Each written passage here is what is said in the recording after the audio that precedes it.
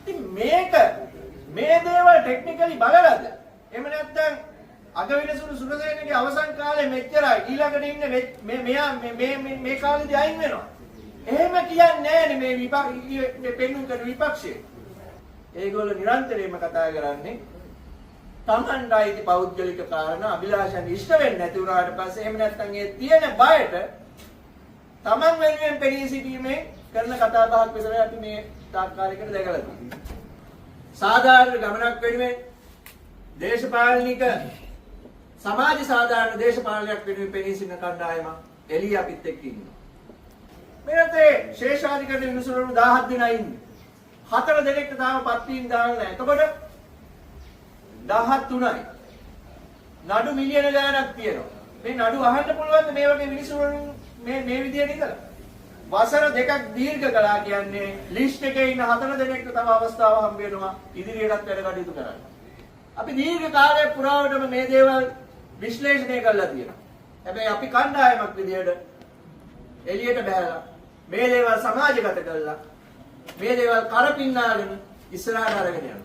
ඒ වගේ හොඳ කණ්ඩායමක් ඉන්නේ. විපක්ෂ නායකතුමාට තිබ්බනේ අඩුතරමේ. මම අභියෝගයක් කරනවා 500ක් එකතු කරගෙන කොළඹට එන්න මොකක් හරි කතාවක් වෙන්නේ. වැඩක් පටන් ගන්න නම් 5 දෙනෙක් හිටියත් ඇති. ඉතින් ඒ සියලු දෙනා වෙනුවෙන් ඒකාබද්ධ විපක්ෂයත් සමග එකතු වෙලා හොර බොරු වංචා නැති කණ්ඩායමක් විදියට අපි පැහැදිලිවම මේ බලවේගයන් එකතු කරලා මේ මාස 3 අපේ ක්‍රියාකලාපය ගත්තොත් මේ මාස 3ෙම අපි රජයට බලපෑම් තමයි විවිධ කාරණා උදෙසා කළා තියෙන්නේ. අන්තිමට කොළඹට 1000ක් ආවේ ගෙන්නුවේ අපිනේ. 1000ක් ආව දැන් මාසෙකමාරකට කලින් ශ්‍රී ලංකා මහ බැංකුව ඉස්සරහට මේ රටේ සුදුහා මධ්‍ය පරිමාණ ව්‍යවසායකයන් තාඩන පීඩන ලක් කිරීම සම්බන්ධයෙන් විපක්ෂ නායකතුමාට තිබ්බනේ අඩුතරමේ. මම අභියෝගයක් කරනවා 500ක් එකතු කරගෙන කොළඹට එන්න මොකක් හරි කතාවක් වෙන්නේ. තමන්ගේ පෞද්ගලික අභිලාෂයන් වෙනුවෙන් විතරක් පෙනී ඉඳලා පොදු අභිලාෂ වෙනුවෙන් පෙනී සිටීම පැහැරලා තියෙන වෙනි කණ්ඩායම. දැන් දේශපාලන සෙල්ලම් දාන්නේ න වංචාකාරීන්ට රිව පාඩම් ගන්නන කාලේ මේක.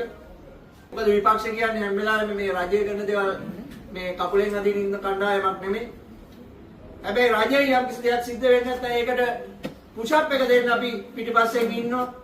ඒ සම්බන්ධයෙන් අපි වගකීමෙන් කැපවීමෙන් ඉදිරියට කටයුතු කරනවා කියන ප්‍රතිඥාව 1000ක් ආව දැන් මාසෙකමාරකට කලින් ශ්‍රී ලංකා මහ බැංකුව ඉස්සරහට මේ රටේ සුදුහා මධ්‍ය පරිමාණ ව්‍යවසායකයන් තාඩන පීඩන ලක් කිරීම සම්බන්ධයෙන්. ඉතින් ඒක පෙරමුණ ගත්තේ අපිනේ. තමන්ගේ පෞද්ගලික අභිලාෂයන් වෙනුවෙන් විතරක් පෙනී ඉඳලා පොදු අභිලාෂ වෙනුවෙන් පෙනී සිටීම පැහැරලා තියෙන වෙනි කණ්ඩායම. අන්තිමට කොළඹට 1000ක් ආවේ ගෙන්නුවේ අපිනේ.